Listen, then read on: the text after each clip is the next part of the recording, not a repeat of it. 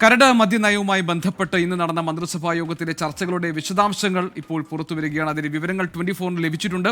Tourism മേഖലയ്ക്ക് സഹായകരമായ കൂടുതൽ മാറ്റം നയത്തിൽ വേണം എന്ന് യോഗത്തിൽ മന്ത്രി PM മുഹമ്മദ് റിയാസ് ആവശ്യപ്പെട്ടിട്ടുണ്ട്. കള്ളുഷാപ്പുകളുടെ ദൂരപരിധിയിൽ വ്യക്തത വേണം എന്ന് മന്ത്രി K രാജൻ യോഗത്തിൽ ആവശ്യപ്പെട്ടു. മന്ത്രിമാർ അഭിപ്രായങ്ങൾ പ്രകടിപ്പിച്ചതോടെ ബന്ധപ്പെട്ടവരുമായി ചർച്ച ചെയ്യാൻ മുഖ്യമന്ത്രി നിർദ്ദേശിക്കുകയായിരുന്നു. ശ്രീജിത്ത് ഉണ്ട് വിവരങ്ങളുമായി നമ്മളോടൊപ്പം. ശ്രീജിത്ത്, ഈ മദ്യനയത്തിൽ വരുത്തേണ്ട മാറ്റങ്ങൾ സംബന്ധിച്ച കാര്യങ്ങളിൽ വ്യത്യസ്തമായ അഭിപ്രായങ്ങൾ ഉണ്ടായി. അതിനെ തുടർന്നാണ് കരട് മദ്യനയവുമായി ബന്ധപ്പെട്ട കാര്യങ്ങൾ അതിൽ ഇനി കൂടുതൽ ചർച്ചകളാകാമെന്നൊരു തീരുമാനത്തിലേക്ക് എത്തിയിരിക്കുന്നതെന്നാണ് അറിയുന്നത്. ഏത് തരത്തിലുള്ള ചർച്ചകളാണ് ഇന്ന് മന്ത്രിസഭാ യോഗത്തിൽ നടന്നത്? മറ്റെന്തെല്ലാം വിവരങ്ങൾ ഉണ്ട്?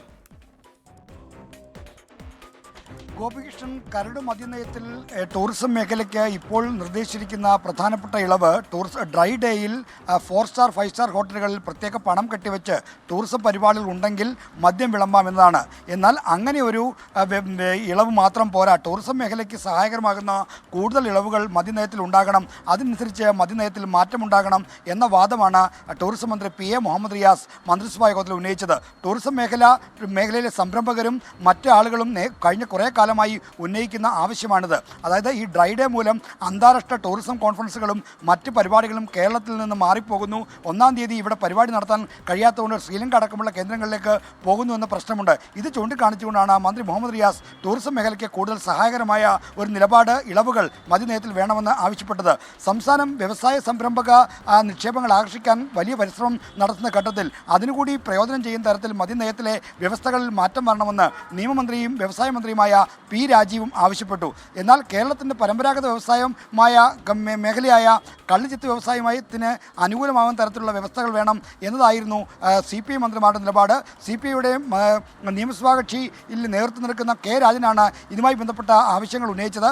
ഈ കള്ളുഷാപ്പുകളുടെ ദൂരപരിധി സംബന്ധിച്ച് പ്രശ്നങ്ങൾ നിലനിൽക്കുന്നുണ്ട്. ഒന്നാമത് കള്ളുഷാപ്പുകളിൽ ആവശ്യത്തിന് കള്ള് ലഭിക്കാത്ത പ്രശ്നമടക്കമുണ്ട്.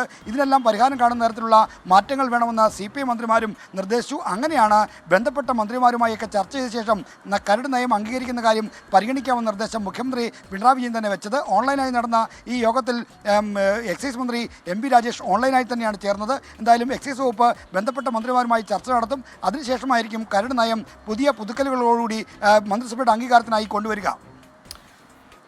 ശ്രീജിത്താണ് വിവരങ്ങൾ നൽകിയത് തിരുവനന്തപുരത്ത് നിന്ന്.